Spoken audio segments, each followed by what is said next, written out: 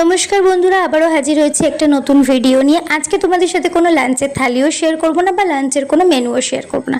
আজকে তোমাদের সাথে শেয়ার করব ইভিনিং স্ন্যাক্স।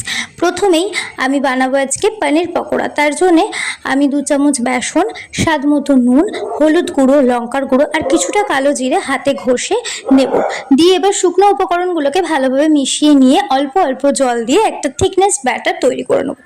এবার কড়াইতে সাদা তেল গরম করতে বসিয়ে আমি 1 চামচ চালের গুঁড়ো ওই ব্যাটারটার মধ্যে দিয়ে দেবো। ঠিক পনির পকোড়া ভাজার আগের মুহূর্তে এই চালের গুঁড়োটা তোমরা মেশাবে। দিয়ে ওটা অল্প জল দিয়ে ভালোভাবে একটা থিকনেস ব্যাটার তৈরি করে নিয়ে পনিরগুলো ওর মধ্যে একটা একটা করে ডুবিয়ে সাদা তেলে দিয়ে দেবো এবং ভাজার সময় গ্যাসের ফ্লেমটা একদম আস্তে দিয়ে রাখবে। আস্তে আস্তে এপিট ওপিট লাল লাল করে ভেজে নিলেই রেডি আমাদের পনির পকোড়া। এবার এই পনির পকোড়া একটু টমেটো কেচাপের সাথে বৃষ্টির দিনে সাজিয়ে গুছিয়ে দিলে দারুণ লাগবে খেতে। তো আজকে তোমাদের স্ন্যাক্সের ভিডিওটা কেমন লাগলো আমাকে কমেন্ট করে জানাবে। যদি ভিডিওটা ভালো লাগে থাকে তাহলে একটা লাইক করবে, কমেন্ট করবে এবং সাবস্ক্রাইব করে পাশে থাকবে। দেখা হবে আবারও একটা নতুন ভিডিওতে। আজকের মতো আসছি।